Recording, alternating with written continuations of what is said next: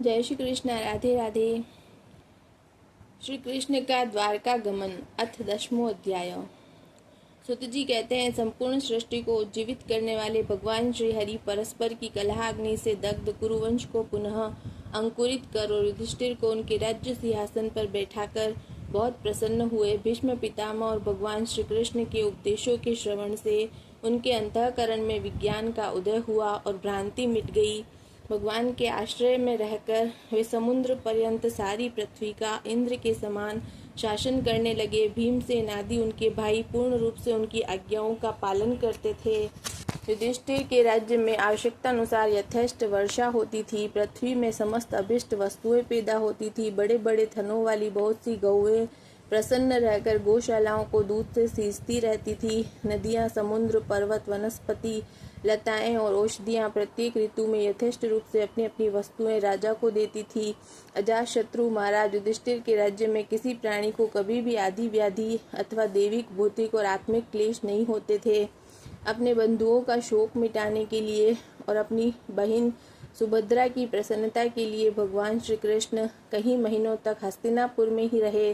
फिर जब उन्होंने राजा युधिष्ठिर से द्वारका जाने की अनुमति मांगी, तब राजा ने उन्हें अपने हृदय से लगाकर स्वीकृति दे दी। भगवान उनको प्रणाम करके रथ पर सवार हुए। कुछ लोगों समान उम्र वालों ने उनका आलिंगन किया और कुछ छोटी उम्र वालों ने प्रणाम। उस समय सुभद्रा, द्रौपदी, कुंती, उत्तरा, गांधारी, धृतराष्ट्र, युयुत्सु, कृपाचार्य, नकुल, सहदेव, भीमसेन, धौम्य और सत्यवती आदि सब मूर्छित से हो गए। वे शार्ङ्ग पाणी श्री कृष्ण का विरह नहीं सह सके। भगवत भक्त सत्पुरुषों के सर्ग से जिसका दुसंग छूट गया है, वह विचारशील पुरुष भगवान के मधुर मनोहर सुयश को एक बार भी सुन लेने पर फिर उसे छोड़ने की कल्पना भी नहीं करता। उन्हीं भगवान के दर्शन तथा स्पर्श से, उनके साथ आलाप करने से तथा साथ साथ सोने, उठने, बैठने और भोजन करने से जिनका संपूर्ण हृदय उन्हें समर्पित हो चुका था, वे पांडव भला उनका विरह कैसे सह सकते थे। उनका चित्त द्रवित हो रहा था। वे सब निर्निमेष नेत्रों से भगवान को देखते हुए स्नेह बंधन से बंधकर जहाँ तहाँ दौड़ रहे थे। भगवान श्री कृष्ण के घर से चलते समय उनके बंधुओं की स्त्रियों के नेत्र उत्कंठावश उमड़ते हुए आंसुओं से भर आए, परंतु इस भय से कि कहीं यात्रा के समय अपशकुन न हो जाए, उन्होंने बड़ी कठिनाई से उन्हें रोक लिया।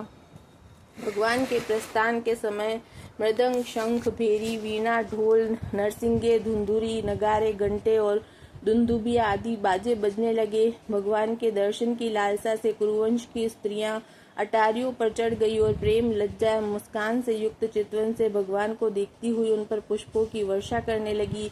उस समय भगवान के प्रिय सखा घुंघराले बालों वाले अर्जुन ने अपने प्रियतम श्री कृष्ण का वह श्वेत छत्र, जिसमें मोतियों की झालर लटक रही थी और जिसका डंडा रत्नों का बना हुआ था, अपने हाथ में ले लिया।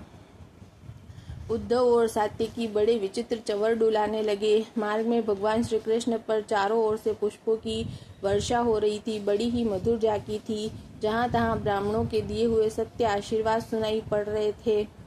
वे सगुण भगवान के तो अनुरूप ही थे, क्योंकि उनमें सब कुछ है, परंतु निर्गुण के अनुरूप नहीं थे, क्योंकि उनमें कोई प्राकृत गुण नहीं है। हस्तिनापुर की कुलीन रमणियां, जिनका चित्त भगवान श्री कृष्ण में रम गया था, आपस में ऐसी बातें कर रही थी जो सबके कान और मन को आकृष्ट कर रही थी।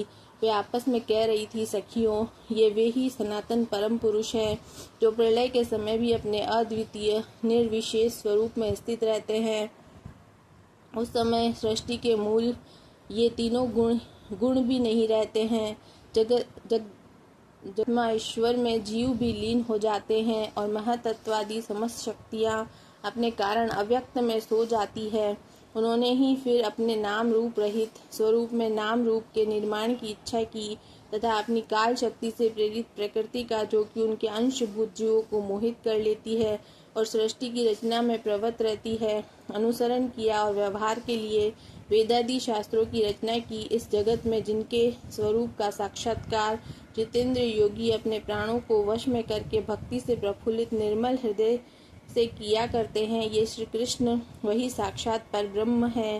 वास्तव में इन्हीं की भक्ति से अंतःकरण की पूर्ण शुद्धि हो सकती है, योगादि के द्वारा नहीं।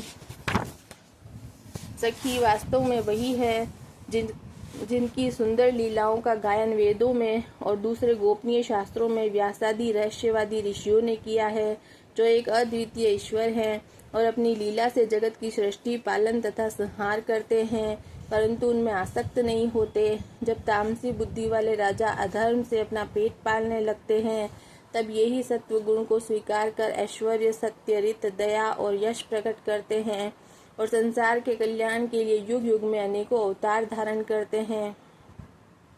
अहो, यह यदुवंश परम प्रशंसनीय है, क्योंकि लक्ष्मीपति पुरुषोत्तम श्री कृष्ण ने जन्म ग्रहण करके इस वंश को सम्मानित किया है। वह पवित्र मधुवन व्रज मंडल भी अत्यंत धन्य है, जिसे इन्होंने अपने शैशव एवं किशोरावस्था में घूम फिरकर सुशोभित किया है।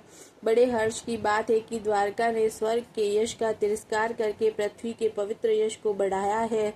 क्यों न हो, वहाँ की प्रजा अपने स्वामी भगवान श्री कृष्ण को, जो बड़े प्रेम से मंद मंद मुस्कुराते हुए उन्हें कृपा दृष्टि से देखते हैं, निरंतर निहारती रहती है।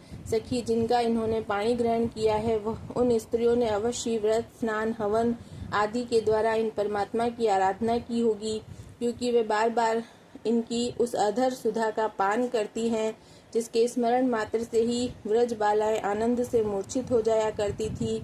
वे स्वयंवर में शिशुपाल आदि मत वाले राजाओं का मान मर्दन करके, जिनको अपने बाहुबल से हर लाए थे तथा जिनके पुत्र प्रद्युम्न, शांब, आम्ब आदि हैं, वे रुक्मणी आदि 8 पटरानियां और भूमासुर को मारकर लाई हुई जो इनकी हजारों अन्य पत्नियां हैं, वे वास्तव में धन्य हैं, क्योंकि इन सभी ने स्वतंत्रता और पवित्रता से रहित स्त्री जीवन को पवित्र और उज्जवल बना दिया है। इनकी महिमा का वर्णन कोई क्या करे। इनके स्वामी साक्षात कमल नयन भगवान श्री कृष्ण है, जो नाना प्रकार की प्रिय चेष्टाओं तथा पारिजातादि प्रिय वस्तुओं की भेंट से इनके हृदय में प्रेम और आनंद की अभिवृद्धि करते हुए कभी एक क्षण के लिए भी इन्हें छोड़कर दूसरी जगह नहीं जाते। हस्तिनापुर की स्त्रियां इस प्रकार बातचीत कर रही थी। भगवान श्री कृष्ण मंद मुस्कान और प्रेम पूर्ण चितवन से उनका अभिनंदन करते हुए वहां से विदा हो गए। अजातशत्रु युधिष्ठिर ने भगवान श्री कृष्ण की रक्षा के लिए हाथी, घोड़े, रथ और पैदल सेना उनके साथ कर दी। उन्हें स्नेहवश ये शंका हो आई थी कि कहीं रास्ते में शत्रु इन पर आक्रमण न कर दे। सुदृढ़ प्रेम के कारण कुरुवंशी पांडव भगवान के साथ बहुत दूर तक चले गए। वे लोग उस समय भावी विरह से व्याकुल हो रहे थे। भगवान श्री कृष्ण ने बहुत आग्रह करके विदा किया और सात्विकी, उद्धव आदि प्रेमी मित्रों के साथ द्वारका की यात्रा की। शौनक जी, वे कुरु, जांगल, पांचाल, शूरसेन, यमुना के तटवर्ती प्रदेश, ब्रह्मावर्त, कुरुक्षेत्र, मत्स्य, सारस्वत और मरुधन्व देश को पार करके सोवीर और आभीर देश के पश्चिम अनर्थ देश में आए। उस समय अधिक चलने के कारण भगवान के रथ के घोड़े कुछ थक से गए थे। मार्ग में स्थान स्थान पर लोग उपहारादि के द्वारा भगवान का सम्मान करते। सायंकाल होने पर वे रथ से भूमि पर उतर आते और जलाशय पर जाकर संध्या वंदन करते। यह उनकी नित्य चर्या थी। जय श्री कृष्ण। राधे राधे। भक्तों, अगर आपको मेरी कथा पसंद आती हो तो मुझे सब्सक्राइब ज़रूर करें और लाइक करें।